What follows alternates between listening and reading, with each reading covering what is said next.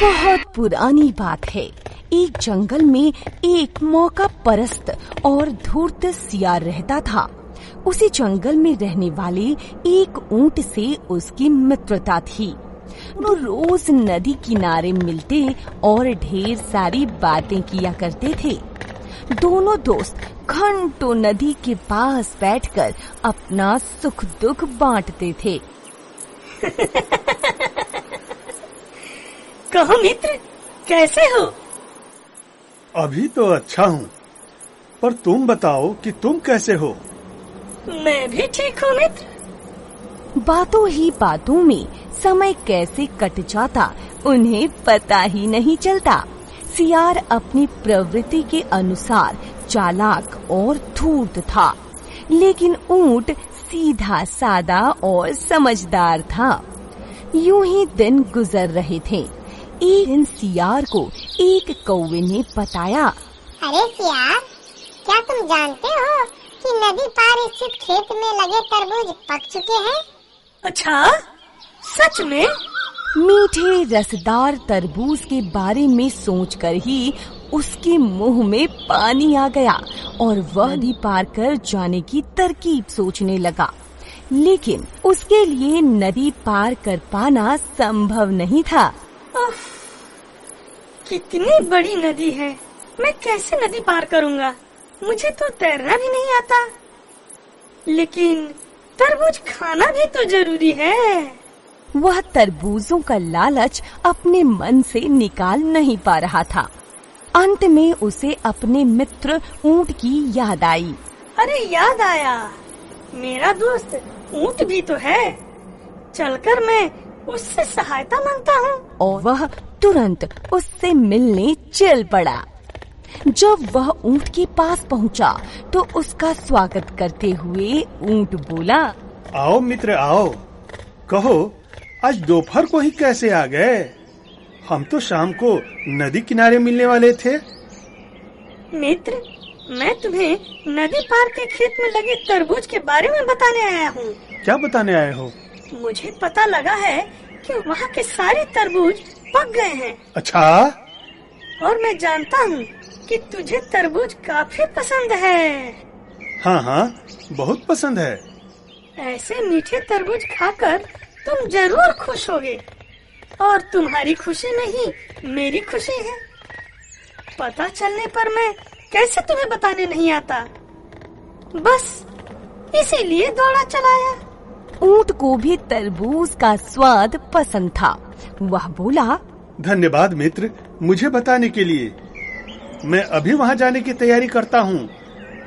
मैंने बहुत समय से तरबूज नहीं खाए हैं। ऊंट जल्दी जल्दी नदी पार करके खेत जाने की तैयारी करने लगा। यह देख सियार बोला, मित्र, मुझे भी तरबूज पसंद है। मैं भी तरबूज खाना चाहता हूँ, लेकिन क्या करूँ? मैं तैर नहीं सकता ना। खैर, कोई बात नहीं। तुमने तरबूज खाए तो मैं समझ लूंगा कि मैंने भी खा लिया। कैसी बात करते हो मित्र? क्या मैं तुम्हें यहाँ छोड़कर जा सकता हूँ? अरे मैं तुम्हें अपनी पीठ पर लादकर नदी पार के खेत में ले चलूंगा और हम दोनों मजे से तरबूज का स्वाद लेंगे, ठीक है? ऊंट ने कहा तो सियार खुश हो गया। ऊंट ने सियार को अपनी पीठ पर बिठाकर नदी पार करने लगा। अरे वाह ऊंट भाई, तुम नदी को कितनी आसानी से पार कर रहे हो। वाह, मजा आ गया। हाँ हाँ सियार भाई, शरीर बड़ा होने का कुछ न कुछ फायदा तो उठाना ही चाहिए ना। कुछ ही देर में दोनों तरबूज के खेत में पहुंच गए। सही कहा था सियार भाई, वाकई तरबूज काफी अच्छे हैं। वहाँ दोनों ने छक्कर तरबूज खाए। जब सियार का पेट भर गया तो वह खुश होकर हुआ हुआ की आवाज निकालने की कोशिश करने लगा। तब ऊंट ने उसे शांत करने का प्रयास किया। अरे रे रे रे, तुम शोर मत मचाओ सियार, अभी मेरा पेट भरा नहीं है। लेकिन मैं क्या करूं? और मुझे अब रहा नहीं जा रहा है, क्योंकि मेरा पेट तो भर चुका है। देखो, मेरा पेट भरा नहीं है, थोड़ी देर और रुको, मुझे खा लेने दो। नदी पार करते समय जितना शोर मचाना हो मचा लेना। लेकिन मेरा पेट तो भर गया ना, इसलिए अब मैं रुक नहीं सकता। और सियार नहीं माना।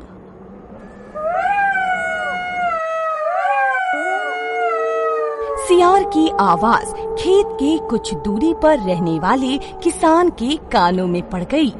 वह समझ गया कि खेत में कोई घुस आया है। हाथ में लाठी लेकर वह खेत की तरफ दौड़ा। अरे अरे कौन है मेरे खेत में? अभी आ रहा हूँ। दूर से किसान को देखकर सियार पहले ही भागकर एक पेड़ के पीछे छुप गया था, लेकिन अपने विशाल शरीर के कारण ऊंट के लिए कहीं छिपना संभव नहीं था, इसीलिए वह वहीं खड़ा रह गया।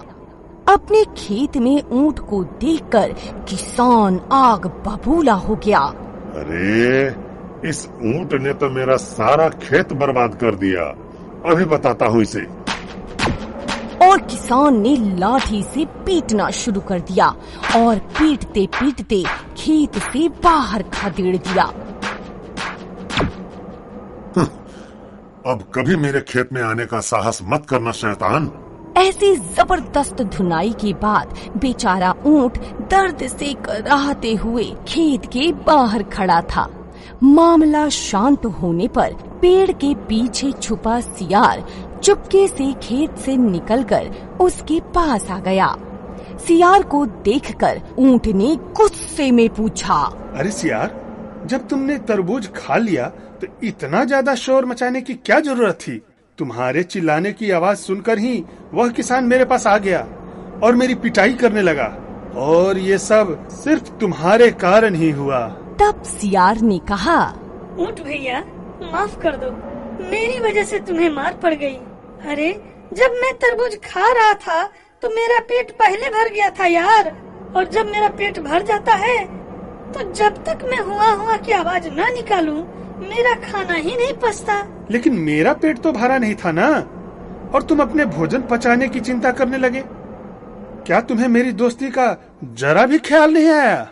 ख्याल तो था, लेकिन मैं क्या कर सकता था ऊंट भैया? क्या कर सकता था? तुम्हें सिर्फ अपनी ही चिंता थी, मेरी नहीं। सियार का उत्तर सुनकर ऊंट को बहुत क्रोध आया था, लेकिन वह चुप रहा। ऊंट चुपचाप नदी की ओर बढ़ने लगा। पीछे से सियार भी नदी के पास पहुंच गया और ऊंट की पीठ पर बैठ गया। मार खाने के बाद भी ऊंट ने सियार को अपनी पीठ पर बैठा लिया, लेकिन ऊंट मार पड़ने से बहुत दुखी था, जबकि सियार मन ही मन खुश हो रहा था। ऊंट को मार खाता देख मुझे बड़ी शांति मिली। अरे कभी कभी ऐसे दिन भी देखने चाहिए। मैं तो बच गया ना मार खाने से। नदी के बीच मझधार में पहुंचकर ऊंट ने पानी में डुबकी लगा दी। सियार डर गया और बोलने लगा, अरे अरे अरे अरे, यह क्या कर रहे हो मित्र? अरे तुम जानते नहीं हो कि मुझे तैरना नहीं आता? इस तरह करोगे तो मैं तो डूब ही जाऊंगा ना। गुस्से में ऊंट ने कहा, डूब ही जाओगे तो मैं क्या करूं? भाई मुझे तो अब लौटने की इच्छा हो रही है। अरे बाद में लौटना, पहले मुझे किनारे तक पहुंचा दो। दोस्ती में ये सब नहीं होता। नहीं सियार, मुझे खाने के बाद पानी में ऐसे ही डुबकी लगाने की आदत है, और खाने को हजम करने के लिए नदी में डुबकी लगाना भी जरूरी होता है सियार। अरे अरे ऐसा मत करो यार, अपनी दोस्ती का जरा ख्याल भी करो। क्यों ख्याल करो? ये तो तुम्हें भी सोचना चाहिए था मुझसे दोस्ती करते समय। अब तो मुझे रहा नहीं जा रहा है।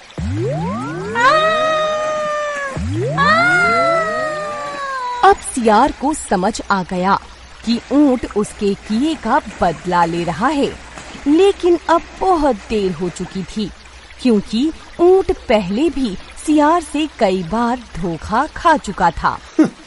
तुम दोस्ती के लायक नहीं हो सियार, इसलिए अब नहीं रुक सकता। और कुछ ही देर में ऊंट सियार को सबक सिखाने के लिए बीच नदी में बैठ गया।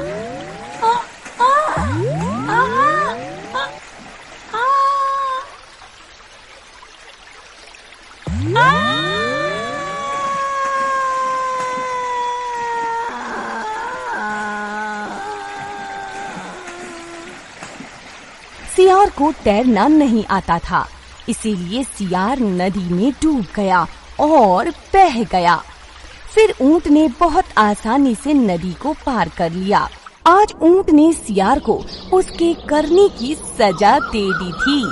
इस कहानी से यह सीख मिलती है कि किसी के साथ बुरा करने का नतीजा खुद के लिए भी बुरा ही होता है। जो बोओगे वही काटोगे, यानी आप दूसरों के साथ जैसा व्यवहार करेंगे वे भी आपके साथ वैसा ही व्यवहार करेंगे। साथ ही यह कहानी सिखाती है कि अगर कोई सिर्फ आपका फायदा उठाता है और तकलीफ में आपका साथ नहीं देता तो बहुत अच्छा बने रहने का कोई फायदा नहीं है। जैसे को तैसा की नीति अपनानी चाहिए और स्वार्थी व धूर्तों को उनके किए का सबक सिखाना ही चाहिए।